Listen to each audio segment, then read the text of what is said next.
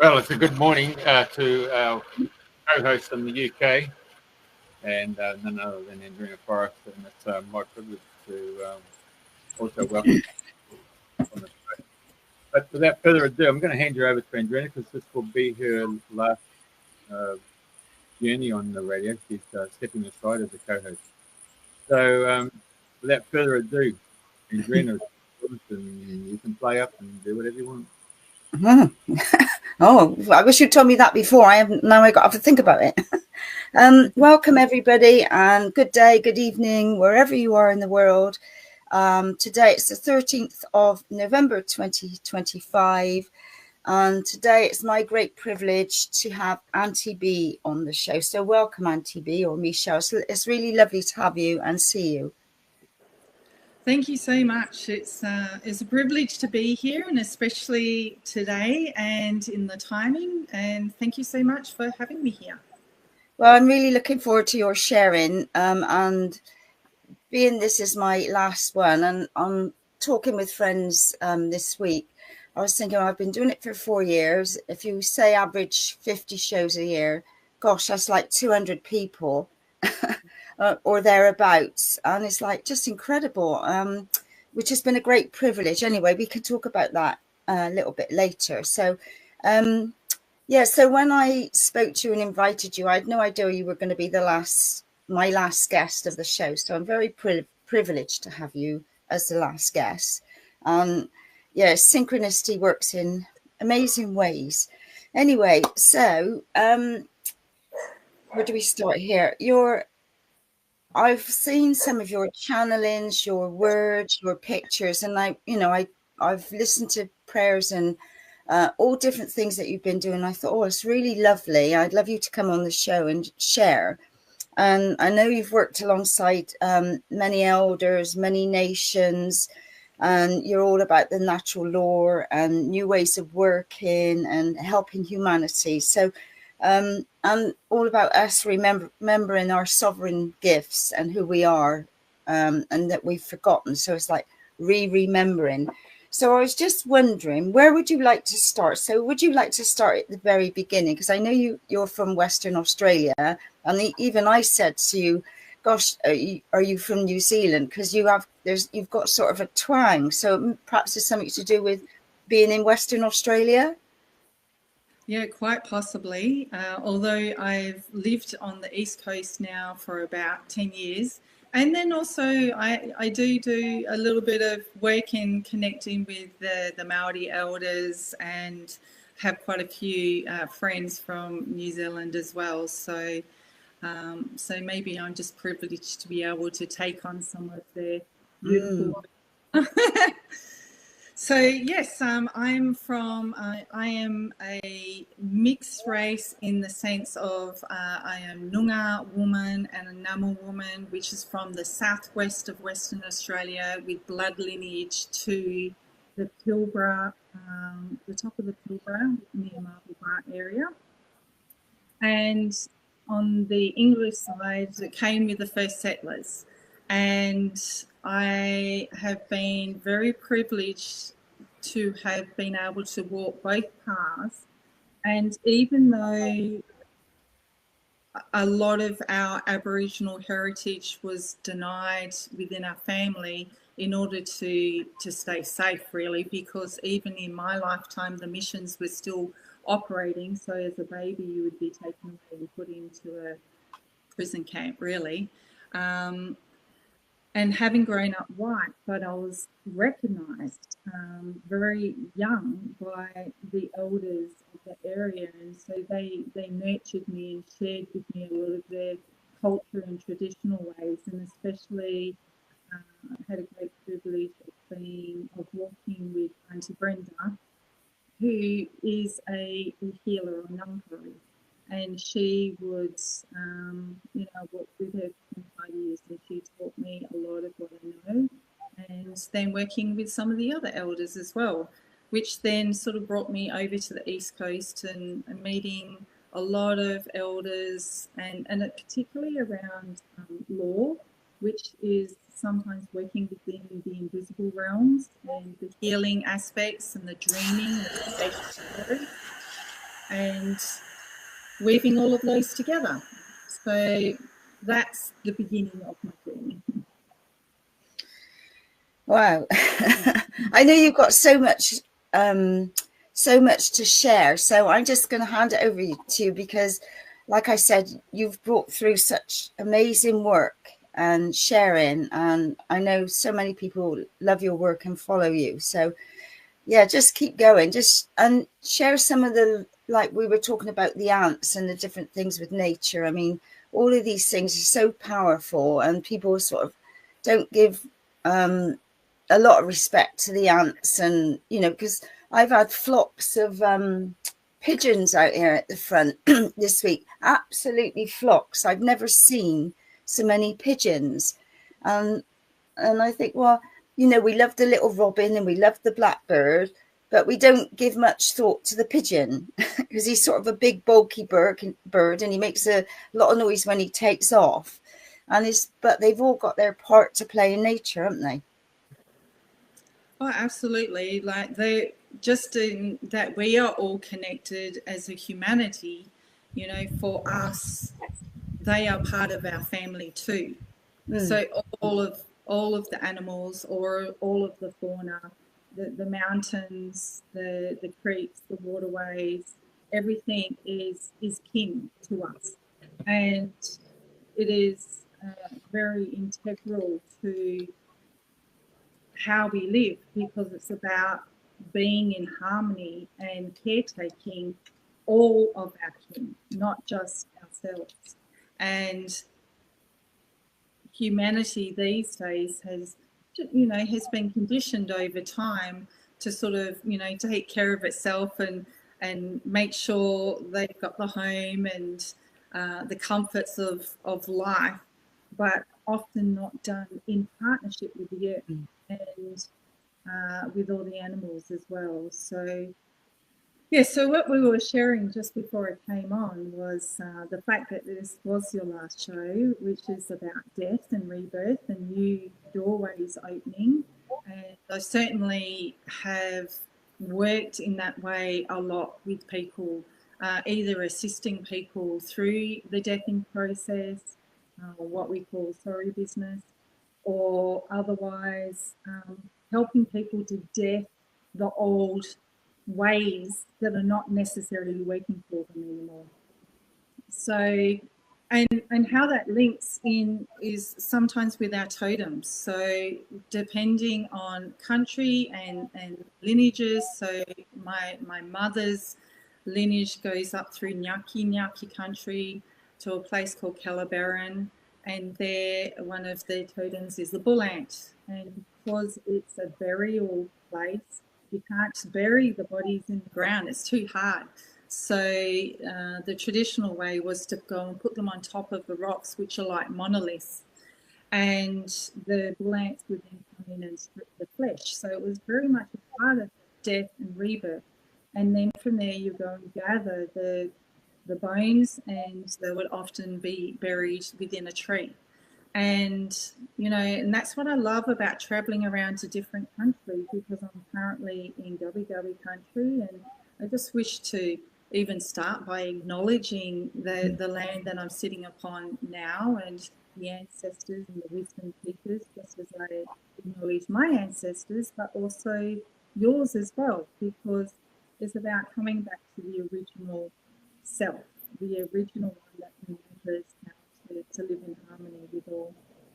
And so even on this country here, they have a very similar practice where they bury their the bones of their ancestors in the trees here.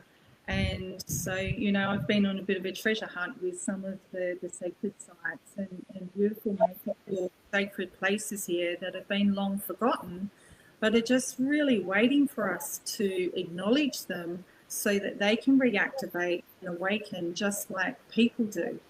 And when people then come to those places, that land, the beingness of that becomes alive again.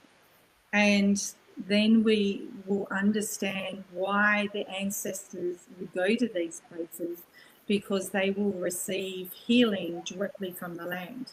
they will find the places that are transmission places where all of a sudden you can hear the stars. You can hear the star people. And we've forgotten a lot of these ways. So, yeah, hopefully that sort of leads into some questions, and I can share a little bit more for you. I've got so much. No, just share away. But I know, because I've travelled quite a bit in Australia, and I've worked with the Aboriginals in different sacred lands doing ceremony and all sorts of things, and I'm still part of walking in the footsteps of the ancestors, and they came over recently to Ireland, so it was a lovely gathering. So, and it's just so lovely when you connect with these people and you're all of the same intention, you know, when you go is to honor the land and the beings and what have you. So and I know I couldn't get over the size of some of the ant hills over there. I have never seen anything like it in my life. Yeah, it's just incredible. And Carol was over once, and we were going along somewhere, and she was stood on an ant hill. She didn't realize, and she'd walked over. So she ended up doing an ant dance. It was just so funny. Funny at the time. But yeah, I mean, that was just an average one. But and some of the, like you say, the size of the ants, oh my God, I've never seen anything like it.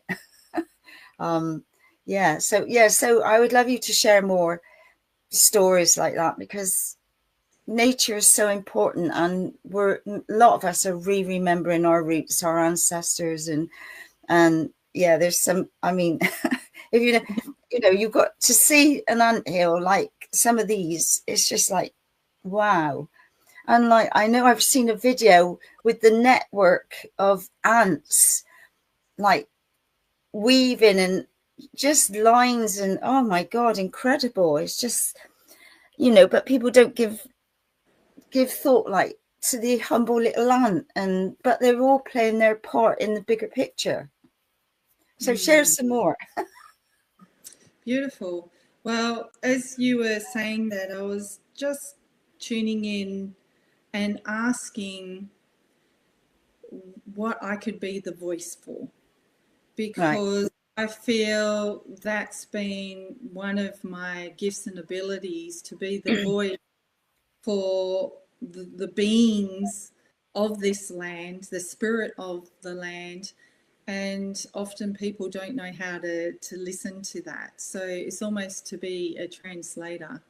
And the reason why it is so essential for all of us at this particular time, when we're going through massive shifts and changes, and particularly at this time between now and the end of the year, the importance of being really connected with nature and making sure that you're grounded and that you're deeply listening. So you probably heard of the term duddery, which means to deeply listen, and not just with your ears, but it's with all of your senses.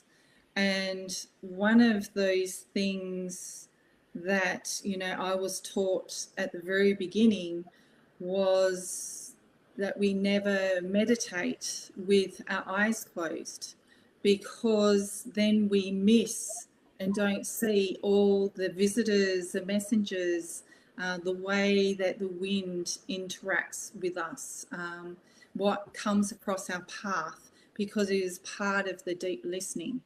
And all of us could really greatly benefit at this time to spend a little bit of time in each day just truly being still and listening with all of your senses, because that will then turn on, we get told about a sixth sense, but we have 12 senses, like the sense of distance, the sense of space, the sense of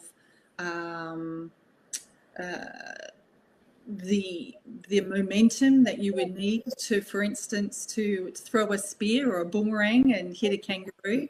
And a lot of people have lost these skills and abilities because they don't know how to read the elements and nature and to watch the way that things move.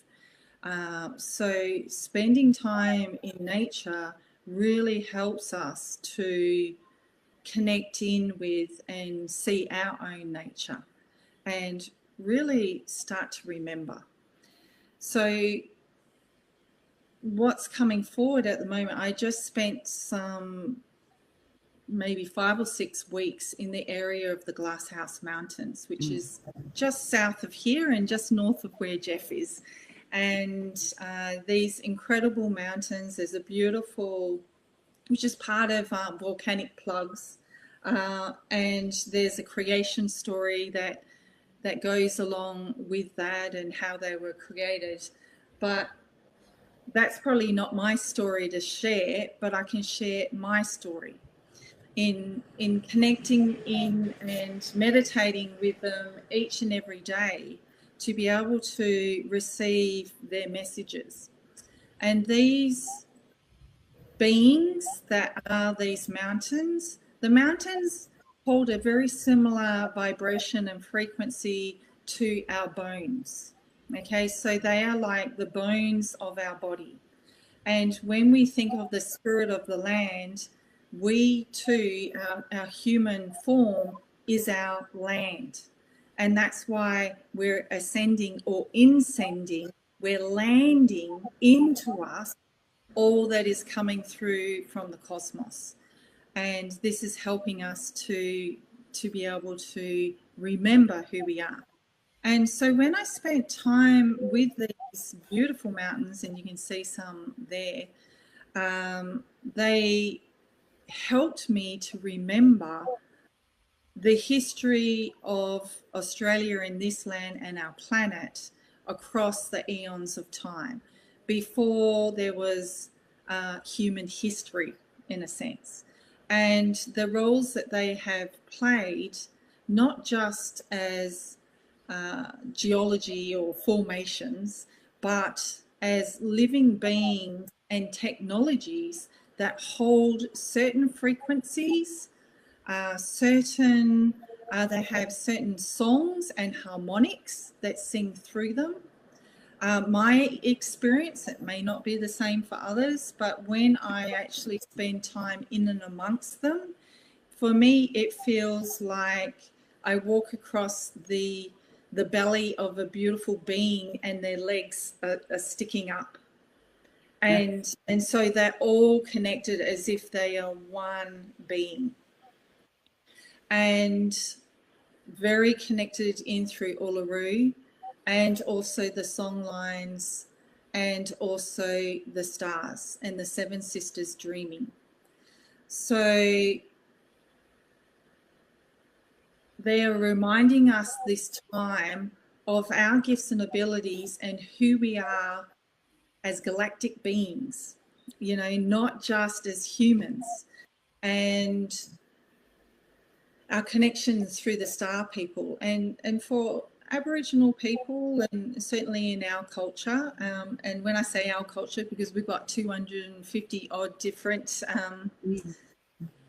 you know, different peoples across Australia, but in our creation stories, you know, we're very much connected with the stars, and that has certainly been what has been coming through for me, very particularly in the last 12 months. And that's been a lot of the writings and the sharing that I've had, because I'm receiving messages from what is coming in through the stars and helping us to connect in with a greater picture and start to remember, you know, our full DNA, and that we are 12-strand DNA beings, and some of it that has been closed down and we haven't got those full abilities. But once you have the realization of that truth, you can start to call forth those things to awaken within us. And now we're getting a whole lot of cosmic energy that's coming in through the CMEs, through the suns, with our interstellar objects that are coming in to visit, that are bringing in frequencies that are tuning up everything. They're shifting, you know, the Schumann resonance, and also the frequencies in our own bodies. So it's like getting a electromagnetic, or more so a photonic tune-up, so that our bodies come more into our crystalline form, where we will no longer have water flowing through our bodies, but plasma. This is what we're evolving into. And that's been part of my journey since the beginning, that the elders, when they asked, you know, they taught me the traditional ways and healing and law, but they always said, you need to remember the old ways, but you'll always be evolving into the new ways, because you're here for new way walking or the new dreaming. So it's perfect that your program is called the New Dreaming, because I'm essentially now really stepping into what I'm here to be, and to hold and to remember within myself, and reactivate this land, because then when I take this land across the land, then it activates a resonance field, and these technologies within the earth start to come back online. So any questions or anything that arises from that? And if not, I'll continue on. No, I was thinking, because I've got two beautiful soul sisters over from Australia, Vicky and Wendy, and we've been on I've certainly been on a trip this last couple of weeks to say, you know, I've been to Stonehenge, I've been to Avebury, I've been up the Tor, over to Corfe Castle. So we've been on the sacred land sites, and so we came back here yesterday, and Vicky's not been here on the farm, so she was loving all the animals. And I said, I can't meditate here. I can't sit with my eyes shut. There's just so much beauty all around. I've got all the trees and the colours and the odd bird and what have you. It's just like open-eyed meditation. And you know, and I said to people, well, you don't have to sit there for hours. You know, everybody's different. Some people can sit for hours. I can't. I know. I like to just see what's going on. Don't like to miss anything. And then I have a little, I've got an amethyst geode outside, and I have a little robin comes in the morning, so I throw out little seeds for him there. But yeah, so I always get little visitors, and then and the birds, like I said about the flocks, there's the different messengers that come in, and I acknowledge all the little creatures and what have you. But the only ones I wasn't very partial to in Australia was the God, I can't even think of the bloody, mosquito, I couldn't think of his name then. And the times I've sort of just been about to go off to sleep, and then I think, oh my God, I got to get him, where is he? And yet, yeah, they've got a nasty bite, and they've been partial to my blood when I was over there. And I know we went to the Glasshouse Mountains for New Year, the first year I was over there, and got my hands out, taking lots of pictures. And then when we come back, oh, my hands were full of muzzy bites. Oh my God. Yeah, so they were not my favorite insect, I have to say. Yes, well, I can understand that. Your mosquitoes, the ticks, and the leeches, they all hold a very similar message. And this is all about taking a blood, which is our life force energy, and how we flow and circulate amongst people and the land. So when you get attacked a lot by mosquitoes or anything that's blood sucking, it's usually showing you that your energetic field is open, or you've left open boundaries in which others come in and take your life force energy, or otherwise you are giving your life force energy away. And that ties in very particularly with sovereignty, because sovereignty, you know, is a big issue around the world at the moment in different countries.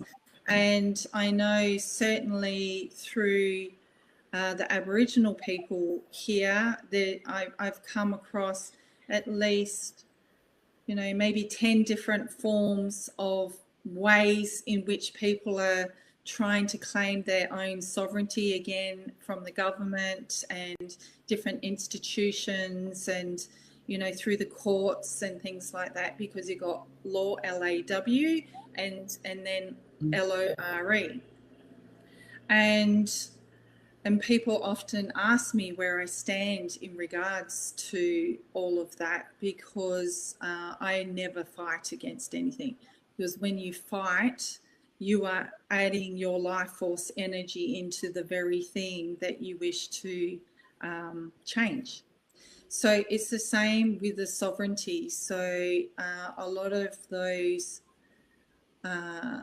different ways of doing it makes sense to do things at a physical level, but you have to do it energetically first. And most people haven't learned how to be sovereign within their own energetic field.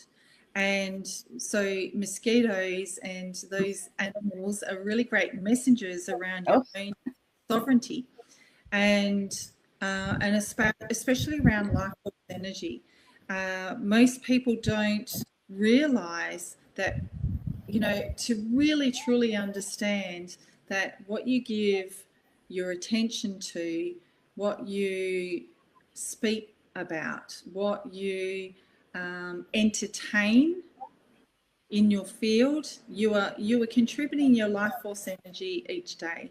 And the way that I like to explain it is, imagine you were giving a budget of $100 per day, and each time you're spending $1 depends on what you're interacting with. So how much of that money did you spend in social media?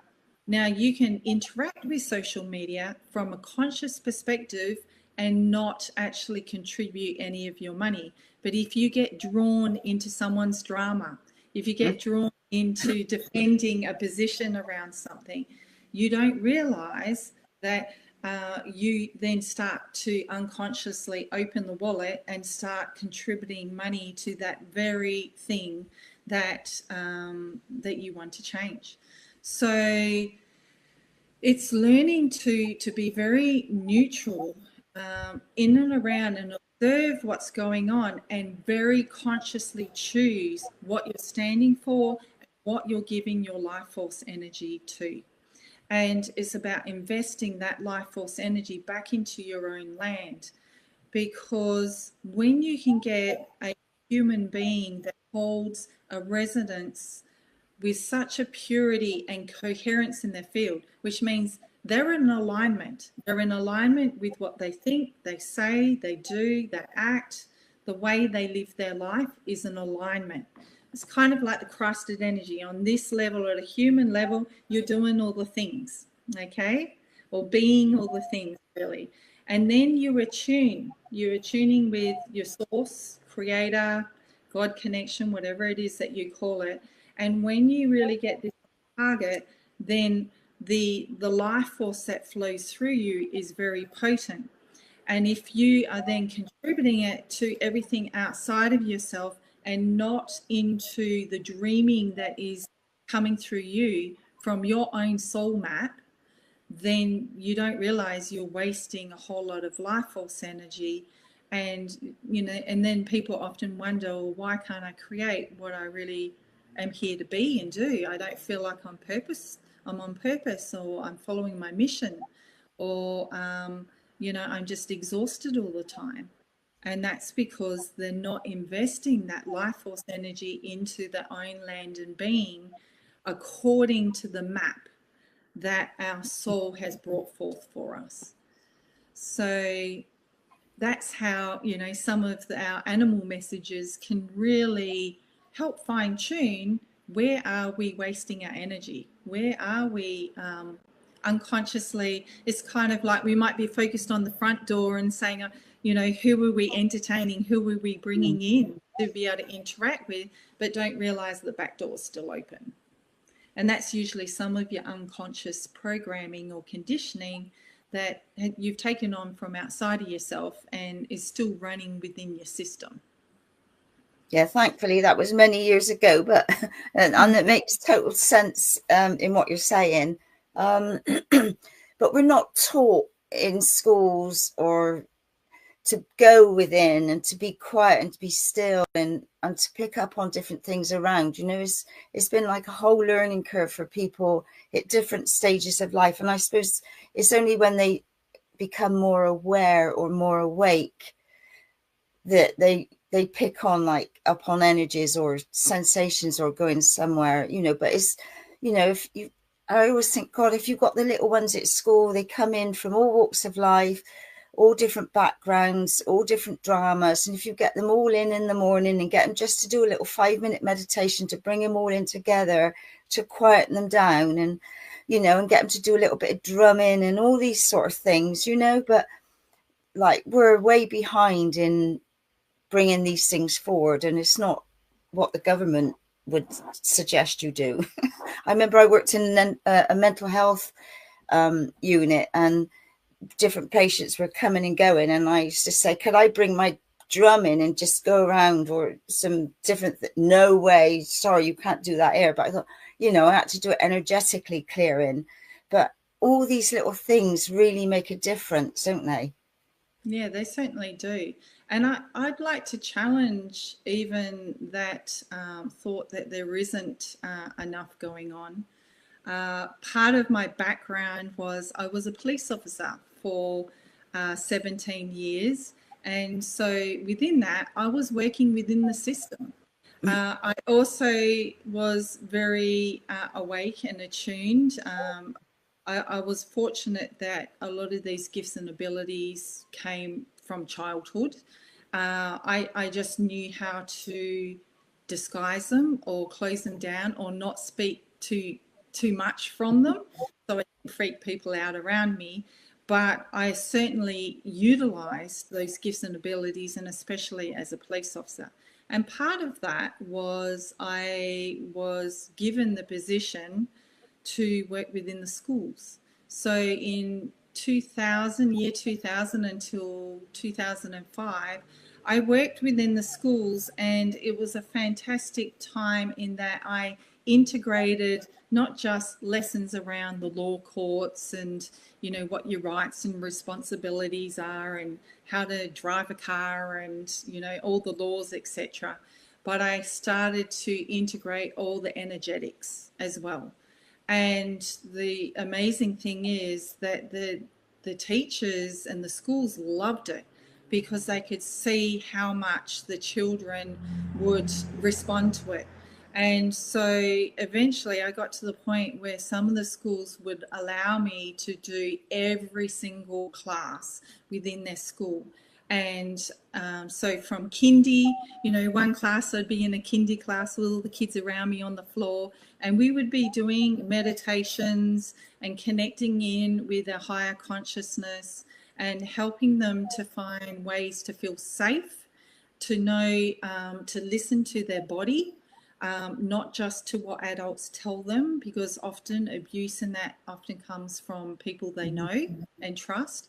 So how do they listen to their own intuition, their own gut instincts? And we're teaching them things at that young age, and the things that would come out of their mouths at time. I'm sure I picked up a few jaws off the teachers off the floor, because they couldn't believe what the wisdom that was coming out of these children. And then the next class I'd be doing year 12, and I just have to adjust the language, but it would hit them in the same way. And really it's about bringing truth.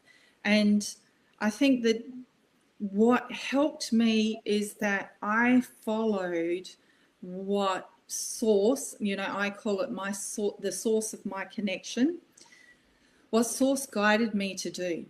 No matter what other people thought of me, or might have judged me. You know, of course, I had police officers that were making fun of me, but I can also guarantee that every single one of those police officers were in my office at some stage having a reading with me, or having a session, or having energetic healing, because they noticed that when they worked with me, things would work out easily. I knew how to change the energetics in a situation. So if we're going into a domestic and everyone's fighting, we're not having them turn on us and all of a sudden we're getting assaulted. I knew how to take the energy out of that. And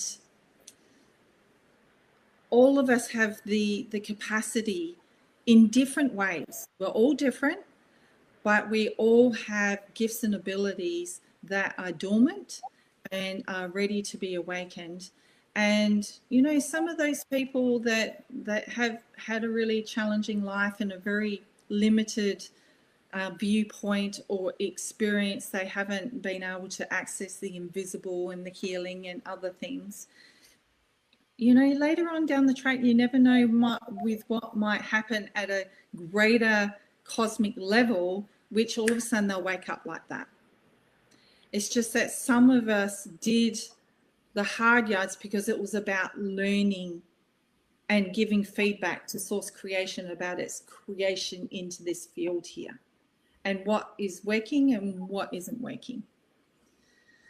So, you know, I was doing that back in the 2000s, and, you know, and eventually got to the point where I had 70 police officers that were sitting around me, and, you know, I was given permission by the hierarchy to do some de-stressing exercises and different things with them.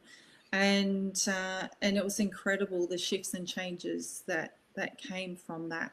But I'm sure every healer, every person who's done breath work or has done different forms of healing and modalities have all had incredible results and things that, you know, that seem miraculous.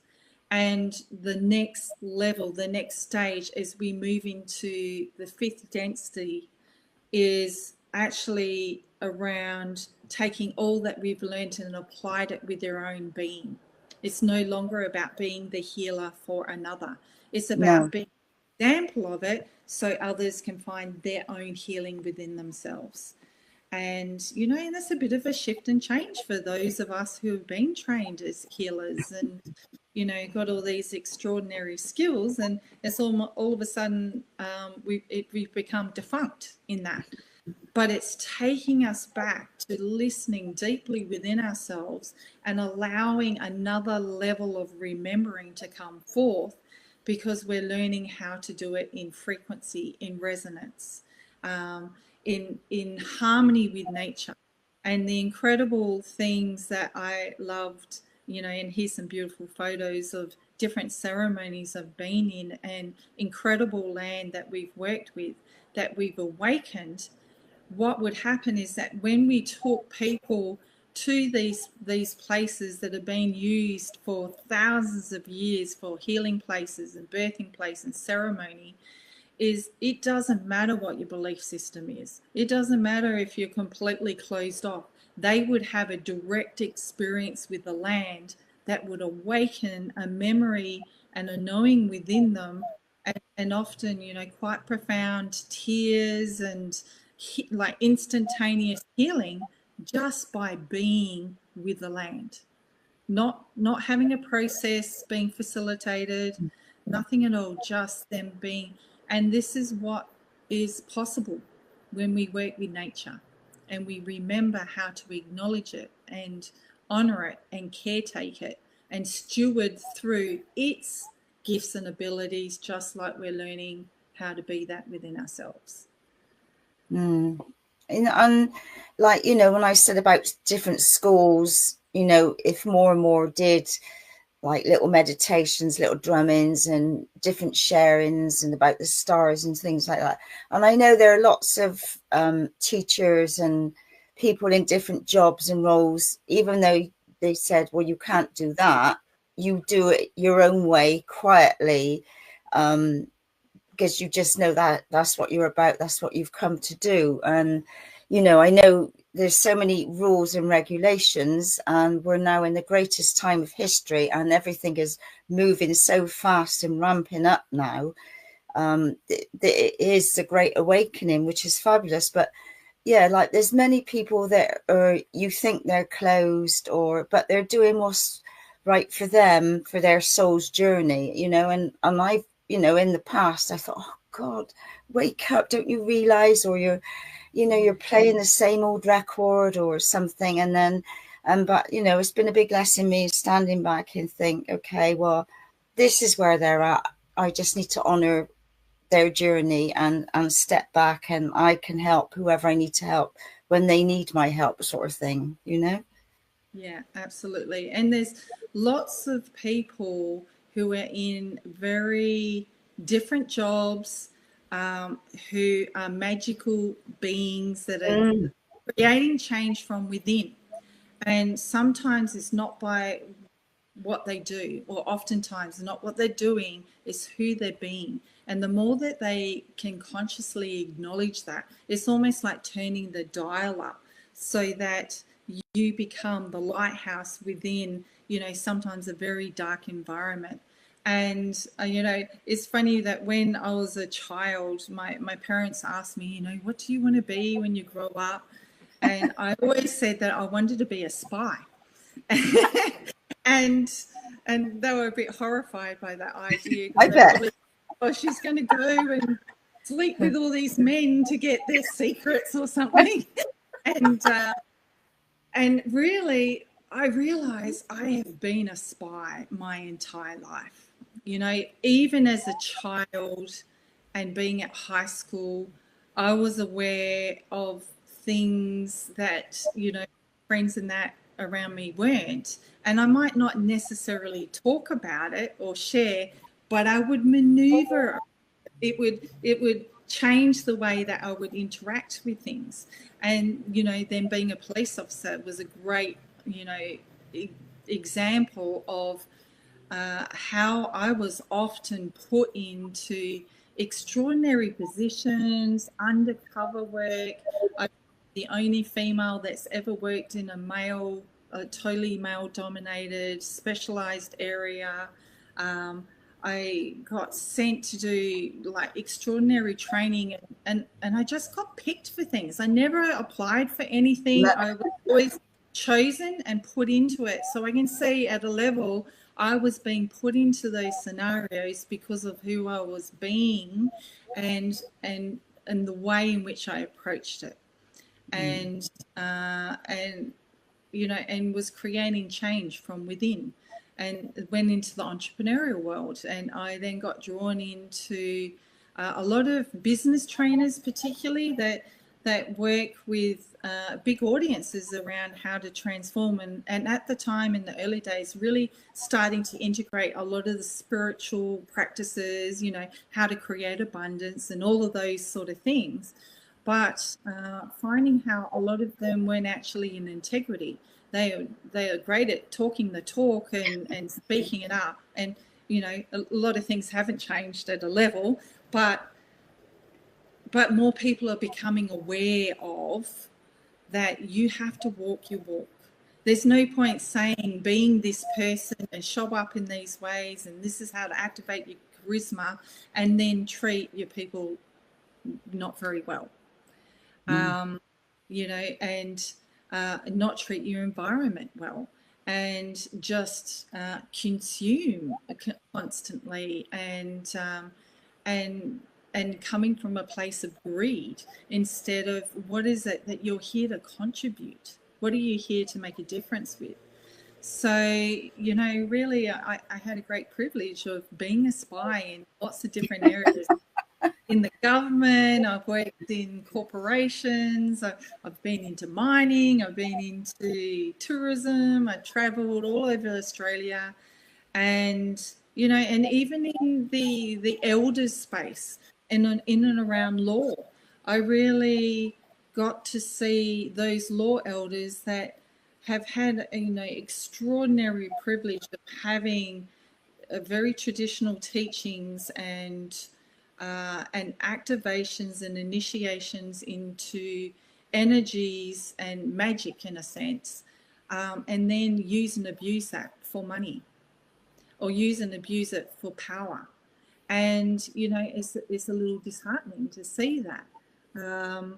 But I can see my role was just to continually hold a coherent field within myself, and to hold that integrity as an example for others, so that the audience and others could start to realize that just because someone's been given the title of elder, or they've claimed themselves as an elder, it doesn't mean that they are necessarily a good human being. And so what do you give your energy to?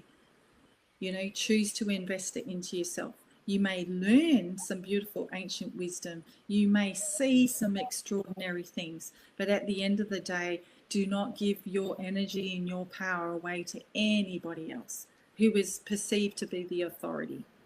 And so once again, we're coming back to the message of sovereignty. Yeah, and I know what you're saying, because like being a spy, I hadn't thought about it like that, because like in the year 2000, my sister and I had a funeral business, so we were dealing with a lot of heavy energies. And then like a few years after that, then I worked in a men's prison, and I was there for a good few years, and I loved it. And I was right in the center. I was in the hub, and I knew I was there like as a lighthouse, but never give it any more energy. I was doing a job, and that was it. And then like the same in the mental health, and you know, people come up sharing things, and you listen, and so people are doing that in so many different ways now, without realizing that they're holding that space for other people, without having to put their hands on them or give them healing or give them a hug. You know, your presence now is enough for your energies to do whatever they need to do around these people, or wherever you are on different sacred lands. Absolutely. And then there's even another level. So if you think about all the places you've been and where you've worked, and although at a level you understood who you were, but now you probably realize at a greater level, call all of those moments from the past and future into this now moment, and bring that acknowledgement, that recognition, and the presence of your conscious free will to that, and turn that energy up across all the timelines into this now moment. And you can start to create what they call Mandela effects. So imagine if you could go like all the times and all the people that you connected within the prisons, and you were going there with your light, but it might have been dimmed down because you didn't fully realize who you are. But now you do. So you're consciously going to bring all of those moments into this now moment, and just say, I bring my free will to turning that up forward, and allowing all of those people around me to see that as a remembrance of who they truly are as well, despite the circumstance, despite their behavior and the things that have happened, which has all been conditioning put upon this planet, and we've made it the human condition and thought that we are at fault. No, we have a virus, you know, we have an illness, we have something that has been not even originated on this planet, that has been brought into this field, and we often take it on and think it's our fault and we've got to work through it and heal it. No, we only need to see the truth of it. So you can see the truth of who you are now and go through your entire life, take that all the way through the timeline, turn all of that up, and you are creating shifts and changes for those people in their lives and those environments at a whole different level. That sounds lovely. That really feels like heart, like, because like I, you know, being an 1111 and all nines and all of these different labels and what have you, it's like, is always my intention. How can I be of service to myself and to those around me wherever I am each day? And, you know, I have my own little mantras that I say, and, you know, I go to sleep at night going through all the gratitude of what I've done through the day or who I've met. And then when I wake up in the morning, I'm so thankful for my lovely bed and all the things. But it's just like little positive things that you can wake up to. And, you know, like today's a nice sunny day. I can hear a little bird chirping out there. And like, so I'm so blessed that I can see and hear and all of these things. And, you know, it's just simple things that you do, but it affects your vibration, doesn't it? Instead of like listening to something on social or television and it's not in alignment, if you like, and then you sort of carry that energy into the night with you when you go to sleep, don't you? Whereas if you go to sleep on a positive and you wake on a positive, it's just makes a difference to your day. Yeah, I can understand that perspective, and things will change for you, where you'll start to understand the power of your being as you remember more that even if you watch something that's a bit dissonant and doesn't really fit with who you are, it will no longer have an effect on you. You will shift the resonance of that for that show, and for the others how they receive it. And as you're sharing, one of the greatest things that I'm feeling could be of benefit for people at this time is there is a lot of people like ourselves that have, you know, had quite a lot of experience and wisdom and incredible experiences over so many years. And in that time, especially in early days, it was so hidden and, you know, under the carpet that you couldn't even speak about things. So, you know, there's a lot of time, can you see, where you weren't seen and recognized for who you are. And then even with time now, as we get older, a lot of the younger generation do not see the wisdom that is held within those who are a little older and have been through life experience. You know, wisdom is only born of experience. Knowledge is accumulated, just like you accumulate books on a shelf and we just put books into ourselves and go, oh, look how wise I am. No, that's not wisdom. Wisdom is when you've read those books and applied that into your life and actually tuned and then received your own insight. That's wisdom. That's authentic to who we are. And you can't have that unless you've had life experience. So if we could gift ourselves just the time and the presence to say, I see who I am. I acknowledge all the places in which others could not see me. They couldn't recognize me. They couldn't receive me. And in fact, they probably even fought against me or tried to put me down or shut me down. But that's okay because I see who I am. And then go back through the timeline from the beginning, from when you were incepted within the womb. And share that energy. It will shift something in this now moment so that, and change the frequency of all of those experiences, not just for yourself, but for others as well. And I see that a lot for a lot of women, particularly. I don't necessarily have a lot of men that come into my field and the work that I do. But even that, you know, these men, they just feel like they're invisible these days. And it's really important. We cannot be seen unless we see ourselves. We cannot be acknowledged and received by others unless we really see that within ourselves, because we've got to hold that vibration to attract it from others. And I really feel this is a big gift that we can gift ourselves. No one else can give it to us. And do you find with the little ones now, I like, you know, so many of them can see and sense and see things, and, you know, it's fabulous with the younger ones. Yeah, you just know that they're picking up on things. So are you finding that more and more now?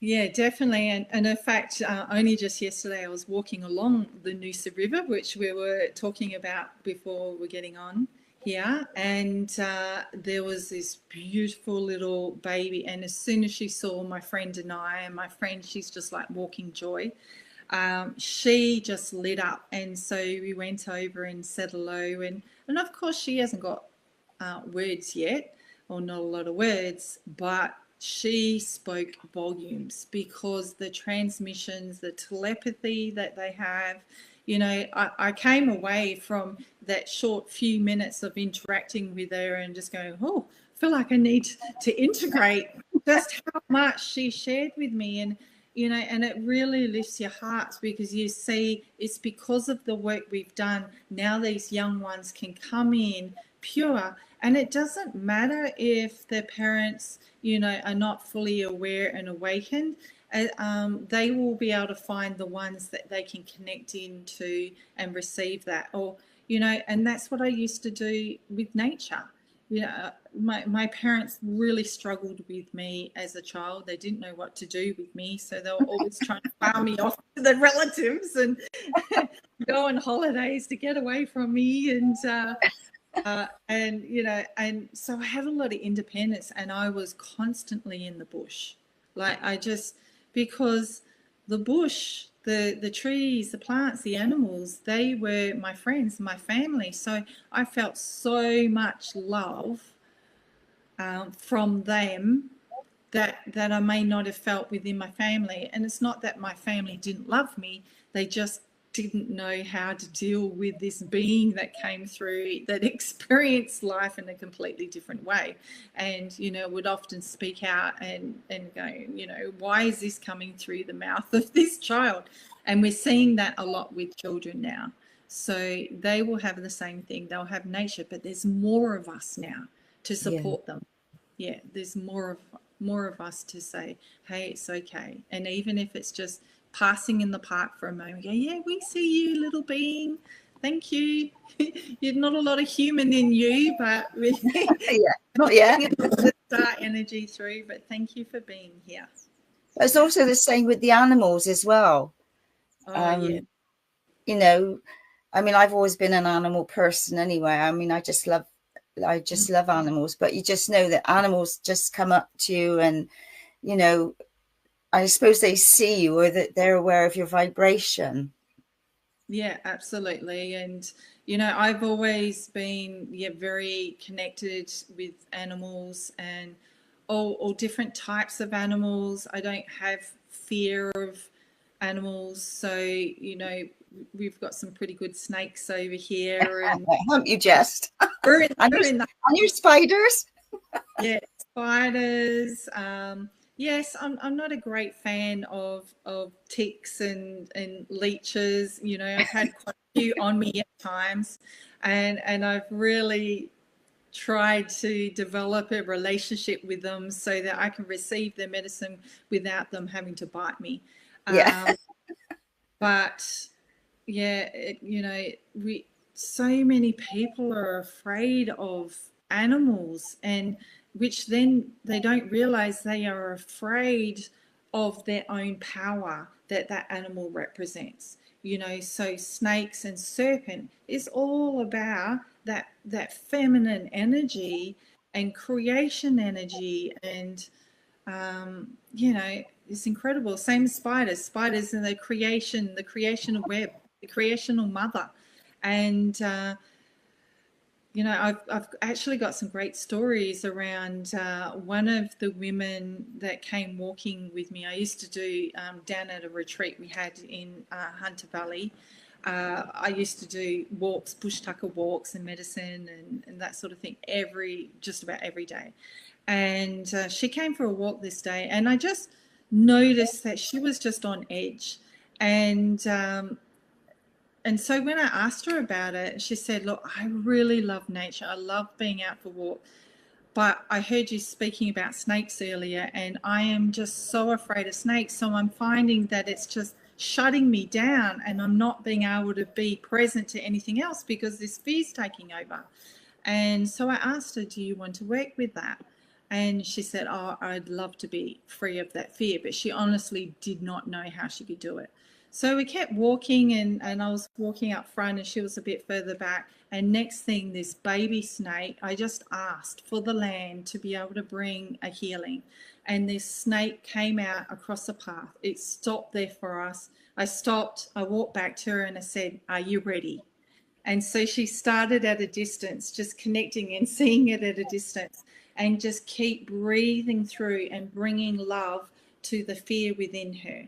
And we kept walking until she could connect up, until she got really up close and personal. And I could see the snake responding to her and like, you know, tasting the air around her. And then she just burst into tears, and that fear just completely released out of her body, because she then realized how afraid that snake was of her, but it was willing to be there to provide the medicine for her. And in that, the snake just turned around and went off. And then, you know, she said, "Oh, was that poisonous?" I go, "Oh, yes, a pretty poisonous one." And she goes, "Why aren't you afraid of it?" And I said, "Because you can just see the medicine that they can be. They are wanting to work with us. They are wanting us to remember who we are." And since then, you know, she has just done so many walks. It's just changed her whole reality, because she can now be out in nature and not be in a constant state of fear. And I know, talking with friends this week, she was saying she had a massive spider. She'd never ever seen one so big.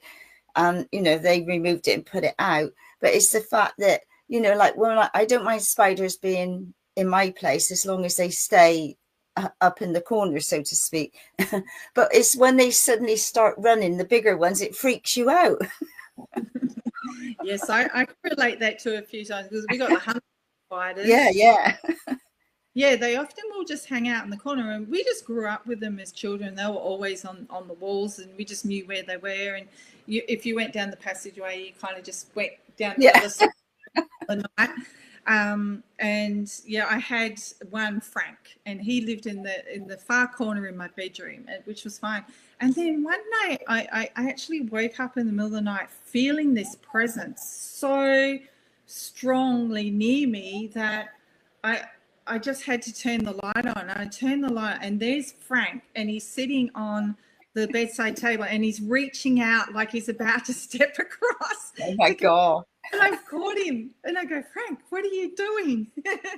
And then he quickly said, and so I had to talk to him, "No, back up the wall." And he went back up a little bit. "No, up in the corner." "No, back into that corner." And it fully responded to me. He went back into that corner. The next day he tried the same. So after that, he was put outside. Because there's nothing worse than waking up with a spider on top of you. And I've certainly had, especially when I was working with one of my totems, which is, of all things, a centipede. You know, everyone else seems to have, you know, bears or kangaroo or wedge-tailed eagles. No, my totem's centipede. And at the time when I was working with the centipede medicine, it came and visited me several times. Somehow they would get into my house, and I literally woke up one night with it tapping on the top of my forehead, and I've woken like from my pillow, and there it is. And of course I freaked out, but then I had to pick it up, like catch it without getting stung, and put it outside. It came back in 3 times. And I would find it another time I found it was like crawling up my leg. It didn't sting me, but it was showing me I had to release my fear of my own totem. Because how can I walk with and carry the medicine of the centipede if I'm fearful of it? Because it will sting me if I need to receive, you know, a good lesson. Yeah. But if I'm in harmony with it, it will only ever look after me. And this is some of what we've forgotten about our deep connection with the animal world and all of it. Well, I didn't even know centipede string. Not that I see many anyway over here, but oh, wow. Oh, it's been absolutely fascinating and an absolute delight to have you on the show, and all your sharings has been really lovely. I've so enjoyed it. Oh, thank you. It's been a privilege, like I said, and Thank you so much for inviting me in for your very last one. And I can see that we've got some others ready to come in as well. So I'm looking forward to connecting. Yeah.